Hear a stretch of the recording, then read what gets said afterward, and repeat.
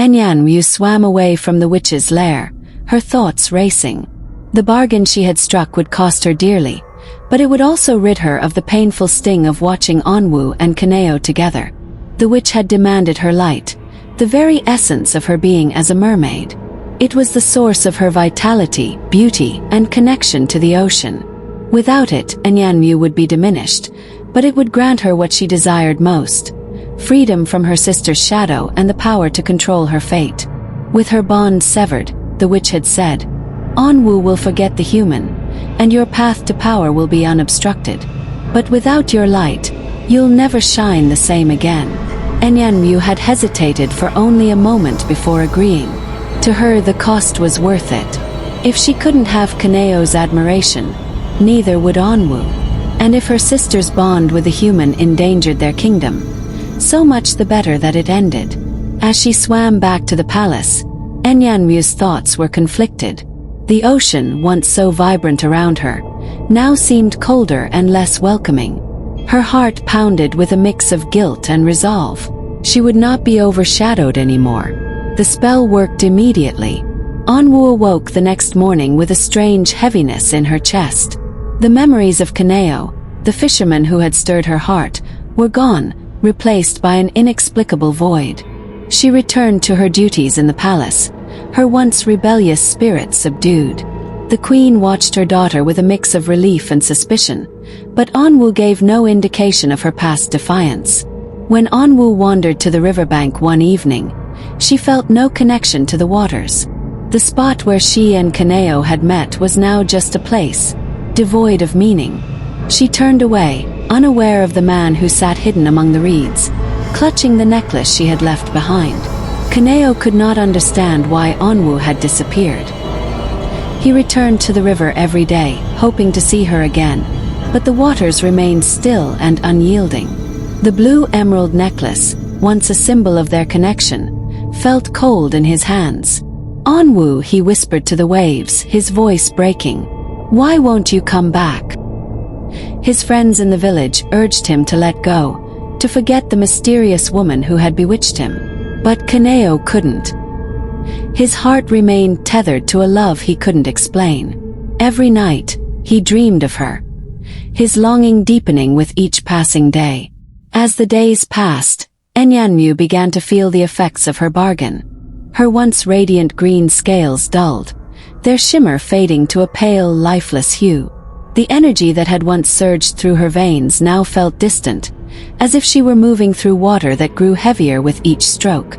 The other mermaids noticed the change, but Enyanu dismissed their concerns. She avoided her mother and sister, retreating to the shadows of the coral palace where no one could see her fading light. Yet, she could not escape the whispers of the ocean, voices that spoke of her betrayal and the darkness she had invited into her life. Enyanu's nights were filled with nightmares, visions of the witches' cackling laughter and the haunting eyes of her sister, empty and forlorn. She could feel her strength slipping away, the weight of her choice pressing down on her soul. The queen, wise and intuitive, sensed that something was amiss.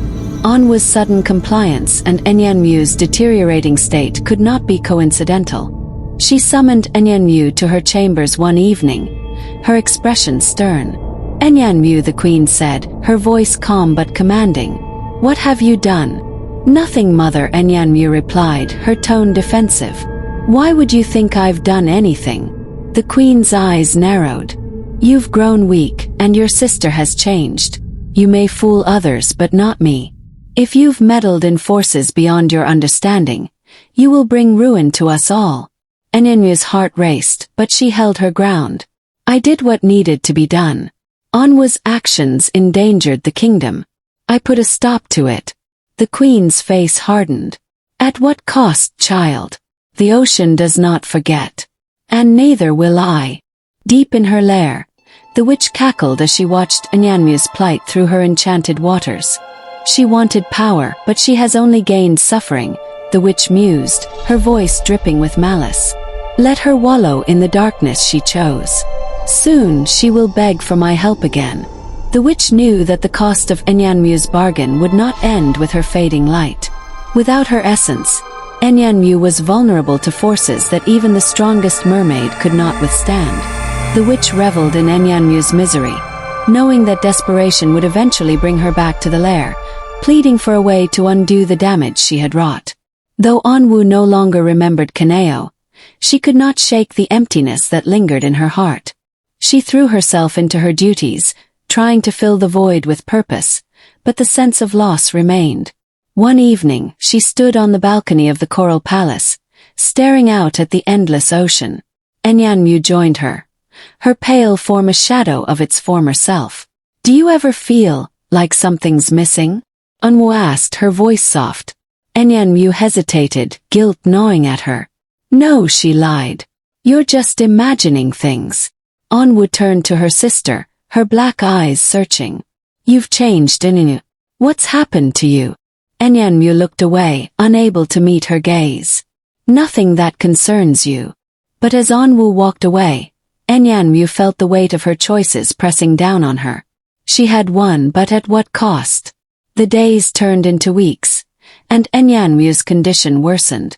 Her once vibrant spirit grew dim, her connection to the ocean almost entirely severed. She became a ghost in her own kingdom, haunted by the consequences of her jealousy. Hi everyone, just a quick break to remind you to subscribe, like and comment if you're enjoying the story. Your support means so much to us. If you're a new subscriber, welcome to the Aqua family. Let us know where you're watching from in the comments section. To our returning subscribers, thank you for always being here. We appreciate you. Now let's dive right back into the story. Cano stood ankle-deep in the cool river water, his fishing net clenched tightly in his hands. The early morning sun cast a golden hue over the rippling surface, but his mind was elsewhere. As a fisherman, this river had always been his livelihood. Now it was his obsession. Behind him, Udoka, his closest friend, leaned casually against a palm tree, chewing on a stalk of grass. "Cano," Udoka called, his voice tinged with exasperation. "You've been at this for months. How many times must I tell you? There are no mermaids in this river. Only fish." Cano turned, his eyes intense. "You didn't hear her, Udoka. You didn't see the light under the water, the way it shimmered like a dream." Udoka rolled his eyes and pushed himself off the tree. "What I see is my friend losing his mind. You're a fisherman, Cano, not a mad prophet. The villagers are already talking. Do you want them to think you're completely crazy?" Cano sighed, letting his net drop into the water. "Let them talk. They don't understand." "You don't understand." The village of Umuoziri was small, and news or gossip spread fast. By midday, as Cano and Udoka walked back from the river with empty baskets, the whispers had already begun. "Did you see him again? Talking to the water like it'll answer him?"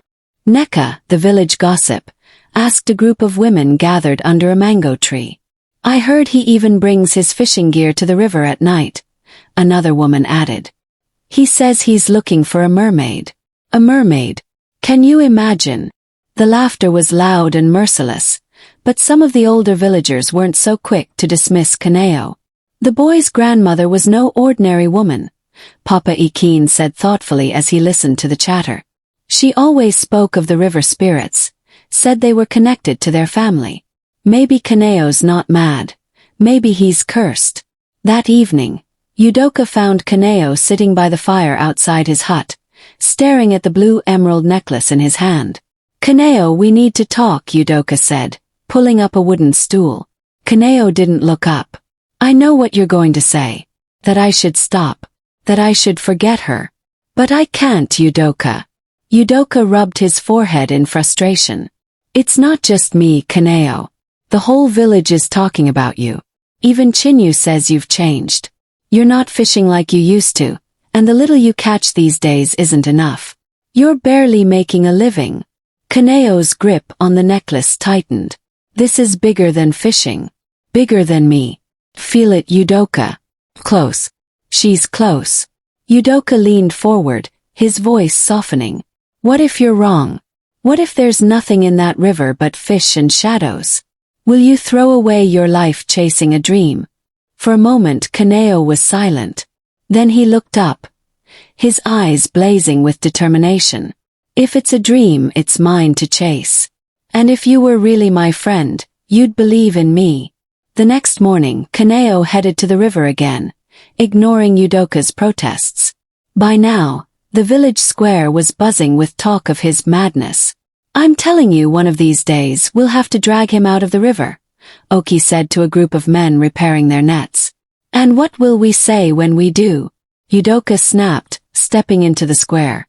That we stood by and laughed while he cried for help. The villagers turned to Udoka in surprise. He rarely raised his voice. Kanao's not mad, Udoka continued. He's stubborn, yes. Reckless, maybe. But he's not mad. He believes in something bigger than all of us. Who are we to say he's wrong? Papa Ikin, sitting nearby, nodded slowly. Perhaps the boy's journey is not for us to understand. The river doesn't call just anyone. But not everyone was so forgiving. Chinyu, passing by with a basket of firewood, stopped to glare at Udoka. And what happens when he drowns chasing this so-called calling? Will you still defend him then? That night, Udoka visited Cano again. This time he didn't try to talk him out of anything. Instead, he sat down beside him and asked, if you're going to keep doing this, at least let me help. Cano looked at him surprised. You believe me now? I don't know if I believe, Udoka admitted. But I believe in you. And if the river's calling you, maybe there's a reason. Cano smiled faintly. Thank you, Udoka. I don't know where this journey will lead, but it means a lot to have you by my side. As the two friends sat in silence, the river's gentle whisper seemed to grow louder, almost as if it were waiting for something or someone. One stormy night, as thunder rumbled in the distance and lightning streaked across the sky, Enyanu found herself drawn to the witch's lair once more. Desperation gnawed at her, and she knew she could not continue living in this state. Witch, Enyanu called out, her voice trembling. I need your help. The witch emerged from the shadows, her eyes gleaming with satisfaction. I knew you would return, child. The ocean's whispers told me of your suffering. Please, Enyanu begged, her voice cracking. I can't live like this. Help me undo the spell. The witch circled her, a sinister smile playing on her lips. Undoing the spell comes at an even greater cost. Are you willing to pay it? Enyanu hesitated, fear gripping her heart. What is the cost? Your life, the witch replied coldly. You must give yourself to the ocean, become one with the darkness. Only then will Anwo's memories return, and your light be restored. Enyanyu's heart pounded in her chest. She glanced at her reflection in the witch's enchanted waters, seeing the hollow eyes and pallid scales that had once shone so brightly. The choice was agonizing, she didn't know what to do. But she knows she was not willing to die. She swam back home disappointed. Day by day, Enyanu's condition worsened.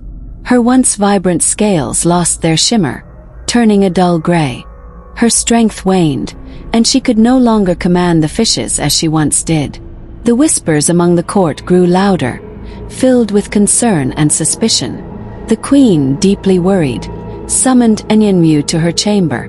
What is happening to you, Enyanu? The queen asked, her voice heavy with worry and authority. But Enyanu remained silent, her pride refusing to let her admit the truth. She simply bowed and left, her guilt gnawing at her heart. She knew she couldn't hide her secret forever, but the thought of revealing it terrified her. One evening, Anwo found herself inexplicably drawn to the riverbank. The waves called to her, though she did not understand why. As she surfaced, she spotted Cano standing at the water's edge. His heart leaped at the sight of her. Anwo, he called, his voice filled with hope and desperation. But Anwo averted her gaze, her face expressionless. She acted as though she didn't know him, despite the ache in her heart. Cano's pain was visible, his eyes filled with confusion and despair. As he tried to approach her, the blue emerald necklace slipped from his grasp and fell into the water. The moment it touched Anwo's head, a sudden jolt of lightning coursed through her. Her eyes widened as memories of Cano flooded back. Their laughter, their love, and their shared dreams. Tears streamed down her face as she whispered his name, Cano. Cano's eyes lit up with recognition and relief. He reached out to her, their fingers almost touching the surface of the water. From the shadows, Enyanu saw what was happening. She felt the light within her fading even faster, her connection to the ocean slipping away. Unable to bear the guilt any longer, she decided to confess. She went to the queen's chamber, her steps faltering but her resolve strong. "Mother," she said, her voice trembling. "Anwo, there's something I must reveal." When Anwo arrived, Enyanu fell to her knees before them. "I did this," she admitted, her voice breaking. "I went to the witch. I made a bargain to sever Anwo's bond with Cano. But the cost was my light, my essence as a mermaid." The queen's face twisted with anger and disappointment.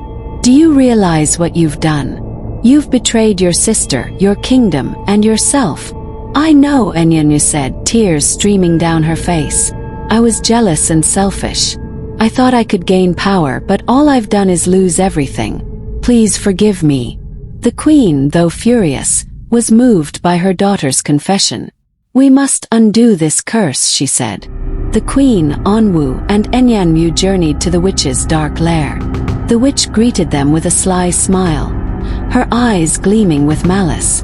"You've come to bargain again," the witch mocked. "Undo the curse," the queen commanded, her voice stern and unyielding. The witch laughed.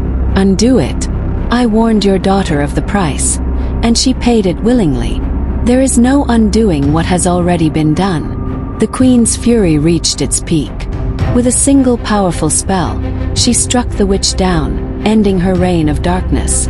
However, Enyanu's light did not return. "It's gone," Enyanu whispered, her voice hollow. "My light is gone forever." The queen placed a hand on her shoulder. "This is the consequence of your actions, Enyanu. You must live with it and use this as a lesson to guide you." Though Anwo regained her memories, the laws of the sea forbade her from being with Cano. Her love for him burned as brightly as ever, but she knew the risk was too great. From that day forward, she watched over him from the waters. Whenever Cano went fishing, the river seemed to bless him abundantly. He became the richest fisherman in the village, his nets always full. Every evening, Cano would return to the riverbank, kneeling by the water. "Thank you, Anwo," he would say softly, knowing she was listening. Anwo would smile from the depths, her heart full of love and sorrow. She could not be with him, but she would protect and provide for him in the only way she could. Cano, though heartbroken, found solace in their unspoken connection. He knew that Anwo was watching over him, guiding his path and blessing his endeavors. Enyanu, though stripped of her light, dedicated herself to serving the kingdom. She worked tirelessly to mend the relationships she had broken, and to guide others away from the path of jealousy and envy.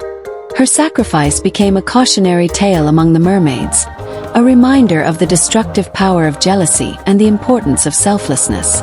Enyanu's actions began to restore some of the trust she had lost, though the road to redemption was long and arduous.